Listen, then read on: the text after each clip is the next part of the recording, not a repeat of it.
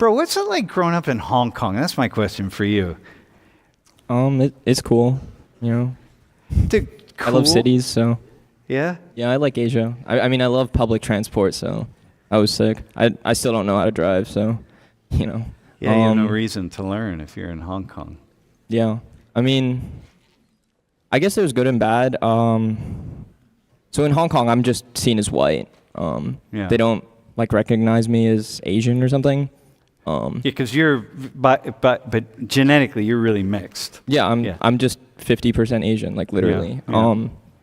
But, so, like, there's, to some, like, this kind of relates to the belonging thing. Like, I've talked to friends in Hong Kong that are also white, or maybe they're full white or whatever, and we all seem to agree that there's, like, this strong sense of xenophobia there because it's so racially, like, homogenous. It's, like, all Asian people. Like, I don't think people know this. Like, if you go to, like, China, there's, like, no black people. It's, like, no white people, unless you go to, like, certain areas that only expats live in. Yeah. And so, like, even though that is where I call home, people don't recognize me as a local, like, ever. And I can speak Cantonese fine, you know. It still doesn't matter. Yeah. Yeah, you're seen as some kind of outsider. Yeah. So it's actually, like, it's funny because in Hong Kong, like, I feel like even though it is my home, it literally feels less like home than here because people here just see me as white, and they're like, or even if I'm mixed, it's like America's kind of diverse, so it's like fine, you know. Oh, you're mixed, you're still American. But in Hong Kong, I'm never like a Hong Konger. I'm always just like a white guy. And you have an American accent speaking English. Yeah, but I mean, like, my Cantonese is like basically fluent, and there's like no accent whatsoever. They still don't care. It doesn't matter. There's literally nothing you can do. Like it's just what you look like. And to be honest, I get it, you know, because they see so little white people there that it's just like immediately they see you and it's like something else. So are there signs like this in Hong Kong? No, not at all. Yeah, you really don't see it anywhere in the world, actually. I don't. Well, I think that's because America's so diverse, as I was saying, you know. It's like, I don't know, I think that's a cool thing. Well, you see it in the UK. There were some places you see this, but you really do. I've seen them in France. I've seen them in the UK. This kind of thing, but also we're on the cutting edge of. You talk about xenophobia in Hong Kong, right?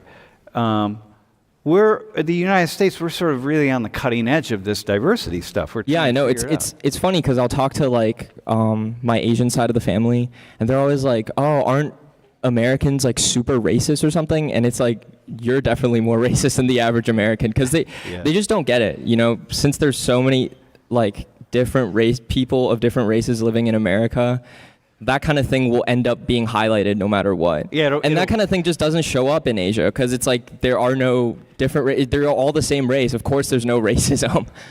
Right. It's going to be nobody's going to see it as racism. Yeah, because they're just like, in Hong Kong, they're really racist against like Southeast Asian people. So they hate so there are a lot of like Indians or Indonesians who come over as like they are maids or something, and they're just terribly discriminated against. They have like slurs and nobody really cares. They just use it like it's whatever. Yeah, use it just like in everyday language. That's just how you call them. That's just what they are, you know.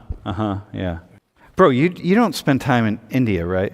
So no, I don't spend time. I go there every few years for around a month-ish. I was born there, but then I moved to the U.S. when I was like 10 months old. So no, I don't spend time there. So when you go back, you don't notice this kind of thing yourself.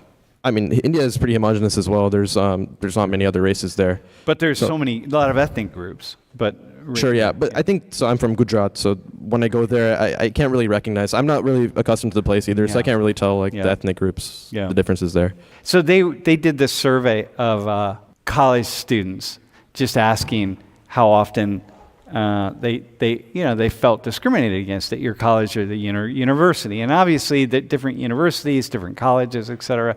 But 14% of black undergrad students said frequently or occasionally, which means that 86% said in their college career, right, once or twice or never. 86%, and so the headline on this. When this hit the news, the headline was that because they added the once or twice in, and the once or twice is about 7%. Okay? Now, the headline was 1/5 of black college students experienced discrimination at their university. And I was thinking, Brett, do you ever thought about that? It just seems like kind of an exaggeration, you know?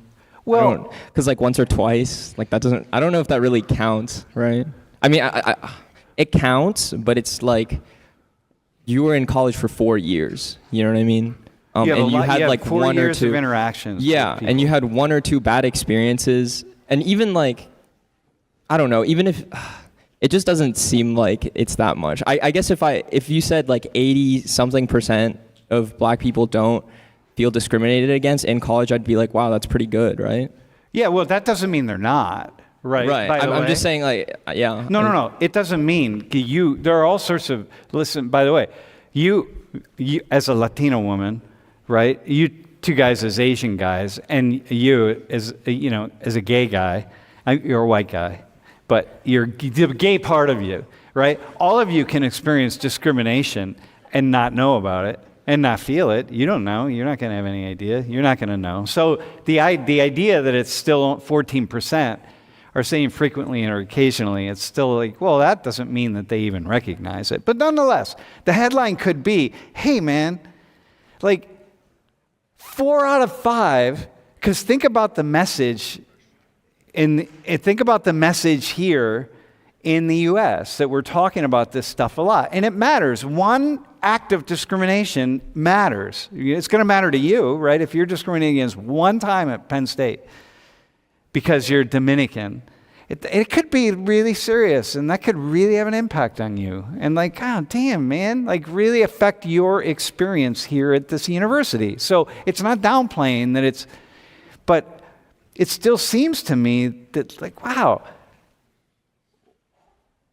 And I'm saying this as a white guy, right? But I'm saying this also as a person who's trying to think of it in the long term. It's like, wow, what if we were to say, damn, 86% of black college students, they never or just very rarely, only a couple of times have ever experienced discrimination. It's like, yeah, but I think if you ask like other race groups as well, like even if you did the same poll with maybe white students as well, I mean, I think you would get like maybe similar. I mean, there'd still be discrimination. I think it's just unfortunate, like the kind of the place that we live in. I mean, people do have underlying thoughts about certain races and stuff. yeah, underlying right? thoughts, Right. but we're talking about things that really have. Here, well, hang on. Let me ask this.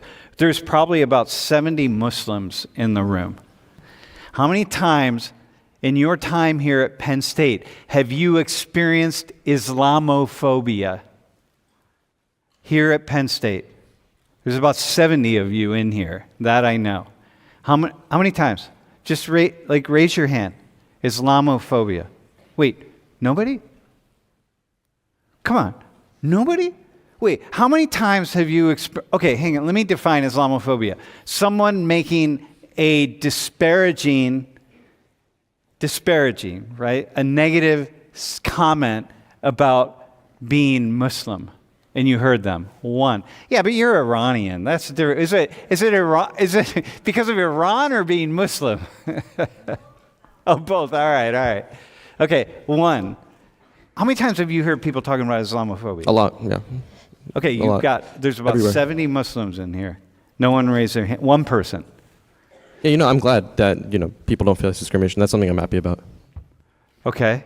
And I realize like headlines on the news and stuff are like exaggerated. I mean, the entire way the news works is you want people to see it. If there's a headline that's more like energetic and more gets people more emotional, I guess people like click on it more. So that's the entire like thing. Even though maybe 1 out of 70 here, discrimination that one person is sometimes looked at the news and made an example of. Okay. Here. Okay. Hang on. Muslims. Someone has got to take. I want someone to answer this question for us. Okay. Before you came here to Penn State, were thinking about and talking about Islamophobia in the United States. Oh, shit! Islamophobia. This is the U.S. Like, oh my God, this is serious. And what? And what did people say?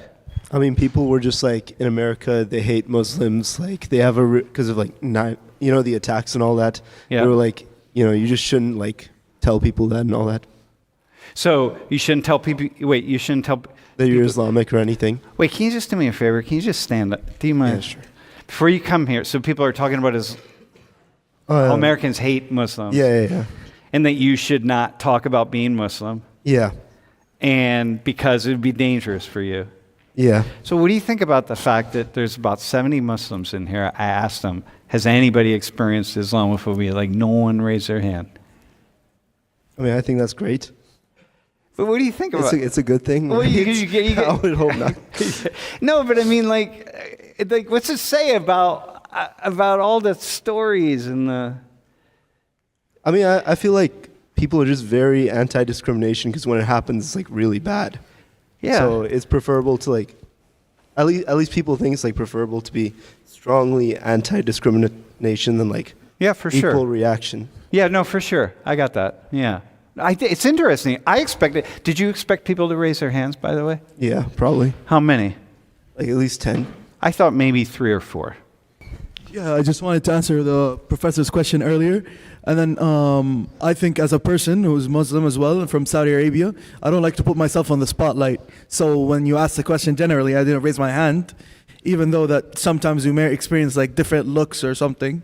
Like when you're walking, talking Arabic, happened to me a few times downtown while like talking with my friends. I'd get like a look as like if someone like didn't know what I was speaking, and then they'd be just like hostile. And you can't blame that. It's like human nature. If you hear something or if you see something that's different, you wouldn't like. But was it like a mean look or just a look? No, it's just like a weird look. Like it made me feel uncomfortable. So I'd like definitely comment about it. Oh man, I gotta watch myself because the other day you speak Taiwanese, right? A little bit. A little bit? Mandarin and Cantonese. Mostly Mandarin and Cantonese. Are you fluent in Mandarin also? Yeah. Oh, damn. All right, dude. All right, so listen. The other day, because I'm always walking behind people or in front of people and they're speaking languages. So, I'm always looking at faces, but I'm always listening to what languages people are speaking. And the other day, these 2 women were behind me and they're speaking. I couldn't tell. I thought it was Portuguese, but I couldn't really tell. And so I turned around and I looked at them, and I had a weird look on my face, probably because it was a look of curiosity. And then one of them looked at me like, "Oh, what are you looking at?" And I almost stopped and said, "What language are you speaking? I'm just really curious, But then it's like there's all this stuff, and like because we live in this world where everyone's so damn sensitive about stuff, I didn't even ask because then I thought, okay, they might think you're not really curious, you're judging me, and I'm like, like the point is I'll just ignore everybody, you know what I mean? So anyway, that's why I'm saying that. I don't know. I probably do that all the time. All right. Have any of you ever felt that it was almost like just for show, maybe, or that they were just trying to point out that they had diversity on campus and like the campus itself, and they're using it to almost like profit off the fact that the campus is diverse? Because it's well known that it's diverse. There's people of color everywhere, people from different races, ethnicities. And do you ever feel like the sign itself is just just for show? Do you want? I think it is for show, but I don't know I guess it must be for profit reasons, but I think it's like some sort of advertisement that like, hey, we're a diverse campus, you can feel belonged here or something like that. Well, here's one though. How about this? How about this as an explanation? We keep hearing Penn State leaders hear from students, activists, about discrimination, and here's a story of discrimination, and somebody wrote something on somebody's door, I don't know, whatever, right? But about Islamophobia, there's so much Islamophobia, but nobody came in here where there's 70 Muslim students, which is 70, that's a fair amount, right? To come in and just ask, wait, have any of you actually experienced discrimination? Like anything? It's like, oh, you haven't? Yeah, well, maybe it's really, okay. So then we don't have to put the sign up. So it's not really for show per se. It's just that people are acting on what some people are telling them they should act on. maybe. Do you have a response to that? Is it for show? Do you? I don't know. I think I was kind of saying the same thing earlier, that sometimes it is for show and like without like action or like, I don't know, actual representation on campus, then it doesn't really mean anything. Yeah, it doesn't mean anything when it's just used like that. Yeah, somebody, bro, yeah, go ahead. Earlier you were talking about the categories of, like you could break people down into categories, or you can not talk about like diversity at all. Yeah. Where do you kind of draw your line in the middle? Because it's a huge gray area and I'm sure a lot of people feel differently. How do you decide like what's the best place to be in that front? Oh, damn, dude. I don't get paid enough to answer that question, but. Essentially an impossible question because, to be honest, like sometimes feeling special is nice. You know what I mean? And I think people who come from diverse backgrounds will like kind of agree with this. Like sometimes being special is kind of cool. You know what I mean? But at the same time, like sometimes you don't want to feel special. Sometimes you just want to fit in. And so like it kind of just goes off vibes. Like I can't really, like I don't know how that would be possible. And since, you know, since there's so many people with different opinions of how they want to be treated with this, it's even more impossible. Right. Yeah, that's right. There are some people that really want to be. So, Michael, in a way, you were saying that, right? Even for you, like you've never been to the center, and other people go to the center all the time. And so, like for you, it's like, yeah, some people are really comfortable, other people are not comfortable. Yeah, I guess you could say it's nice when people like want to celebrate who they are and like where they come from, where their like ancestry is from. So in that way, it's kind of like, I guess you can say that's like singling out kind of like other people are focusing on your culture, but that's in like a positive light. Yep. So. Yep. I just wanted to give another perspective for the whole sign. I feel like because we have like a diverse panelists and a lot of them said that like, I don't know, like the sign was kind of performative and it wasn't exactly like, it didn't shake them up, it didn't make them feel a sense of belonging. I feel like I agree with that as a student of color, but I just wanted to give another perspective that that one sign isn't like the epitome of like DEI efforts. Yeah. I think that sign also goes in tandem with a lot of other things that the university does. Like I'm in Blueprint, it's a mentorship group for students of color, and it's funded by centers like the PRCC, which is kind of similar to like the Center for Sexuality. And That's the Paul Robeson Cultural Center. Yeah. Yep. So I feel like it can seem like because our diverse panelists said that this one sign isn't really like changing their lives, it might seem in tandem with people who are anti DEI. But I feel like this is just a small snapshot of actual DEI efforts, and DEI includes FAFSA, it includes those centers on campus, it includes like what your teachers look like and like who's actually in your classrooms. So even like the discrimination statistic before, I feel like personally I can't always pinpoint when I've experienced discrimination like you said, but I know that like my peers have been called slurs on campus, or like they haven't felt safe on campus.